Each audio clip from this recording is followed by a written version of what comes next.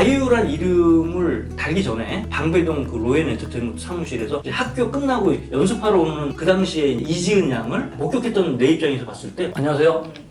오늘 팀장님께서 갑자기 아이유 특집 콘텐츠를 하시겠다고 하신 이유가 따로 있으실까요? 따로 있기보다 사실 우리 협회하고 아이유 데뷔율이랑 같아요. 가까이서 아이유 데뷔를 봤던 사람으로서 아이유란 가수, 뮤지션 이런 한 단어로 정의할 수 있을까? 또 이런 것도 해보고 한국 가요사에 정말 길이 남을 레전드가 될 것이냐 말 것이냐 개인적으로 한번 생각해 본 적이 있습니다. 그걸 계기로 해서 오늘 한번 이 콘텐츠를 찍어보면 재밌지 않을까. 아이유 데뷔가 말씀하신 것처럼 2008년 9월 18일이고 그렇게 되면 올해로 벌써 데뷔 15주년이라고 하는데요. 아이유가 아직까지도 이렇게 롱런할 수 있었던 이유를 어떻게 보고 계세요? 사실 데뷔 기준으로 보면 벌써 15년이나 지났잖아요. 가수가 15년 동안에 최고 수준의 인기를 구가한다. 그것도 사실 쉽지가 않은데 설령 15년 동안 계속 히트를 내는 가수라고 할지라도 우리한테는 15년 차 가수의 느낌이 뭐냐면 뭔가 원로 가수 같은 느낌인 거지. 신선한 건 좀 거리가 멀고 뭔가 인기는 있고 정말 대스타임에도 불구하고 쉽게 얘기하면 그 색깔들이 정해져 있기 때문에 뭔가 신선함을 못 주는데 우리가 이제 아이유가 새로 신곡 나온다고 하면 굉장히 궁금하잖아.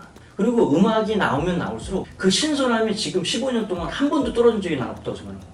이 15년 동안의 인기를 계속 유지했던 것도 대단하지만 그 15년 안에 이 신선함, 대중이 호기심을 갖는 것을 더욱더 증가시킬 수 있는 그런 신선도를 계속 갖고 있다는 것도 저는 되게 중요하고 엄청난 일이라고 보는 거죠. 아이유가 가지는 잠재력, 능력의 스펙트럼이 넓다. 이런 것들이 아이유의 신선함을 유지시켜줬다. 이렇게 말씀을 하신 것 같은데 아이유의 스펙트럼이 넓은 이유는 뭐라고 생각하세요? 아이유의 스펙트럼이 뭐냐라고 얘기하면 아이유는 그럼 배우냐, 가수냐, 아니면 작사 작곡가냐, 프로듀서냐 이렇게 얘기를 할 때 어떤 한 직업군으로 아이유를 정의하기가 상당히 어려워진 거지.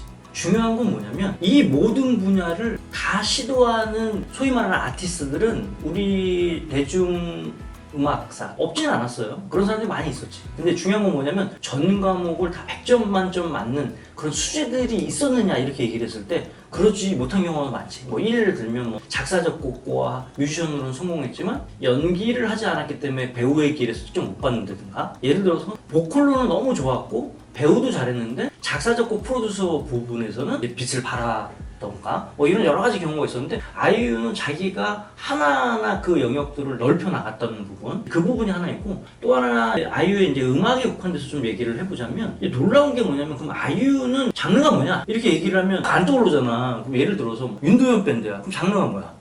락이지. 딱 나오잖아. 프로 아티스트가 되는 가장 기본적인 게 뭐냐면 자신만이 갖고 있는 유니크함이야. 이 유니크함이 있어야 프로야. 그러니까 노래를 해서 뭐 내가 5옥타브 올라오고 이게 중요한 게 아니라 나만 갖고 있는 그 특정 톤, 그거를 하기 위해서 프로 가수들이 엄청나게 노력을 한단 말이지. 뭐 예를 들어서 기타리스트가 있어. 뭐 제프 백이라는, 그다음에 지미 페이지라는, 에릭 클랩튼이라는 세계 3대 기타리스트가 있잖아. 근데 제프 백이나 지미 페이지 같은 경우에는 기타를 이렇게 치면 이게 제프 백 기타 소리구나, 이게 지미 페이지 기타 소리구나, 이걸 알 수가 있어. 근데 우리가 제일 많이 알고 있는 기타리스트는 누구야? 에릭 클랩튼이야. 근데 에릭 클랩튼의 톤이 뭐냐? 그럼 사람들이 그 톤에 이렇게 집중하지 않아. 그냥 에릭 클랩튼은 그의 음악, 그 옆에 그냥 통기타 하나 갖고 와서 쳐도 그냥 에릭 클랩튼 음악이 되는 거지. 그러니까 아이유가 약간 그런 거라고.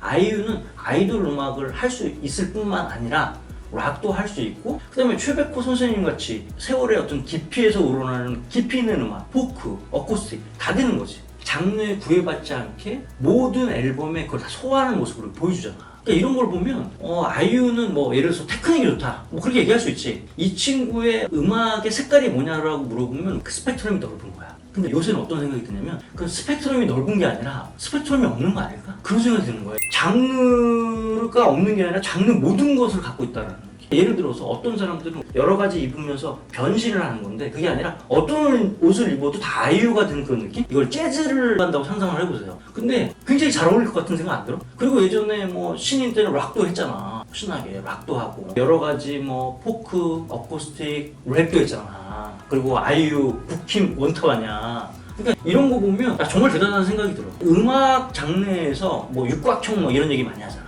아이유는 이 육각형으로 표현할 수 있는 아티스트가 아니야. 12각형 뭐 이래도 안 되는 거야. 우리가 평가하는 그 기준을 넘어서는 아티스트가 아닐까? 이제는 그렇게 된 게 아닐까? 이런 생각을 내가 갑자기 하게 된 거지. 아이유란 이름을 달기 전에 방배동 그 로엔 엔터테인먼트 사무실에서 이제 학교 끝나고 연습하러 오는 그 당시에 이지은 양을 목격했던 내 입장에서 봤을 때 정말 이런 식의 어마어마한 레전드가 될 거라는 생각을 꿈에도 못한 거지 사실. 근데 그때든 지금이든 이지은이든 아이유든 갖고 있는 사고 체계가 진짜 특별해. 그러니까 그 안에 여러 가지 얘기를 할 수 있는 거지. 아이유의 성공 요인에 대해서 많은 사람들이 얘기를 하는데요. 총장님이 보시기에는 어떤 것이 성공 요인이었을까요? 여러 가지 요소로 얘기하면 너무 많은 거지. 진정성. 단순히 음악을 할 때, 연기를 할 때만 그 진정성이 있는 게 아니라 그 사람 삶 자체가 진정성이 있는 거지. 예를 들어서 자기 회사 직원들을 대하는 진정성, 팬들을 대하는 진정성, 그리고 그 외에 여러 가지 어떤 사건과 또는 이 모든 것을 대하는 진정성. 그 진정성이 있기 때문에 호소력이 엄청 있는 거라고 보는 거지.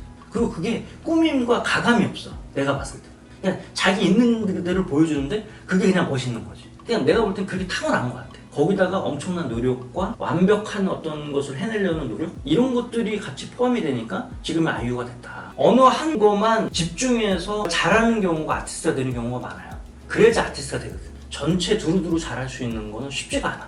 왜냐면 그만큼 전문 분야에 대해서 최고의 탑클래스가 된다는 건 천재들이 모여서 그 천재 중에 천재를 뽑는 거니까. 근데 그거 이외의 부분의 확장성을 따져보면 엄청난 거라는 생각이 듭니다. 그리고 또 하나 얘기할 수 있는 건 리스크 매니지먼트예요. 아이유는 왜 위기가 없었겠냐. 자기가 생각하는 개인적인 심리적인 위기도 있었고 여러 가지 해프닝도 있었고. 솔직히 말해서 대성을 하겠다 이렇게 생각했던 게 신인 때 멜론 뮤직 어워드에 상을 받으러 나왔다가 이렇게 넘어진 적이 있어. 국민 여동생으로 불리며 특유의 맑은 음색과 3단 고음으로 큰 사랑을 받았는데요.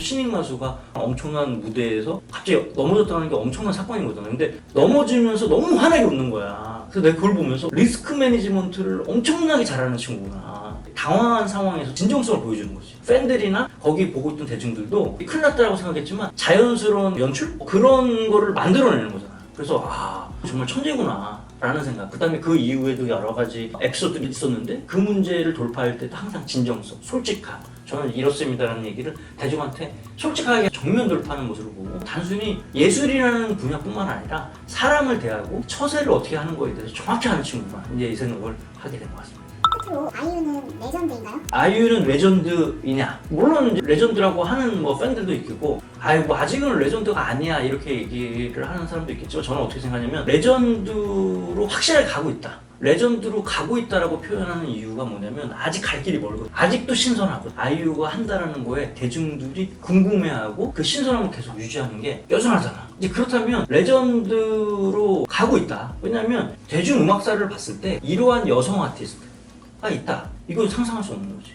프로듀서, 작사, 작곡, 글도 잘 쓰잖아. 내가 볼 때는 작가를 해도 되게 아주 유명한 그런 작가가 됐을 거라는 생각을 해요. 자기가 생각하는 사상과 철학, 그런 생각들을 예를 들어서 가수는 노래로 표현을 하고 글 쓰는 사람은 글로 표현하고 이러는 거잖아. 소통 채널들을 다 완벽한 테크닉으로 카바를 해 나가는 거지. 처음부터 그랬다는 건 아닐 테지만 천재성과 노력으로 계속 보완해 나가는 거지. 근데 그게 나오면 나올수록 놀랍고 완벽한 거지. 이게 어떻게 보면 대중들이 아이유를 사랑할 수밖에 없는 이유. 콘서트 가본 말이지만 콘서트 막 5시간씩 하잖아. 그 콘서트에 가면 진정성이라는 거를 그냥 몸이 막 이렇게 막 찌릿찌릿하면서 알게끔 해주잖아. 처음부터 끝까지 다 보고 나오면 모든 사람들이 그렇구나 마음으로 느끼게 하잖아. 남자 여자 가릴 게 아니라 아무래도 그 여성 아티스트의 상징성으로 봤을 때 유일무이하다. 그리고 앞으로도 이런 아티스트가 또 나올 수 있을까? 뮤지션, 싱어송라이터, 배우 이런 게 아니라 아티스트? 아니면 인간 이지은으로서의 어떤 그런 위대함 이런 것들이 우리 엔터테인먼트사에 길이 남을 거다 이렇게 얘기를 하고 싶고 마지막에 얘기하고 싶은 건 우리 그 제작자상 있잖아. 당시 아이유가 첫 번째 그 상을 시상을 하면서 상에 대해 설명을 했는데 내 취지를 완벽하게 이해를 하고 내가 생각하는 것보다 한 1000배 정도 잘 설명을 하더라고. 그냥 저는 이지은이고 이렇게 다 합쳐서 아이유를 만드는 거거든요. 같이 고민하고 같이 정말 땀 흘려서 만드는 게 아이유라. 이 말로 그 상의 어떤 설명이 끝난 거지. 나도 그런 설명을 하고 싶었는데 얘기 못하고 주저주저 얘기했는데 거기서 한 방에 정리하는 모습을 보고 와 정말 내가 배울 게 너무 많은 사람이구나 이런 걸 느꼈습니다. 그래서 사실 이게 그냥 어떤 기획된 콘텐츠가 아니라 저도 진심으로 얘기를 하는 거예요. 아이유의 여러 가지의 평가가 향후에는 더 가치 있게 올라갈 거다. 저는 그렇게 얘기를 하고 싶습니다. 그 대중음악 산업계에서 종사하는 그 일원으로서 가수 아이유라는 아티스트가 우리 동시대에 같이 살고 있어서 너무 행복하고 그리고 이걸 보고 있는 팬들도 그런 거 공감할 거라고 생각을 합니다. 앞으로도 좋은 활동 부탁드리고 저도 영원히 아이유를 응원하는 팬으로 남도록 하겠습니다. 이상입니다.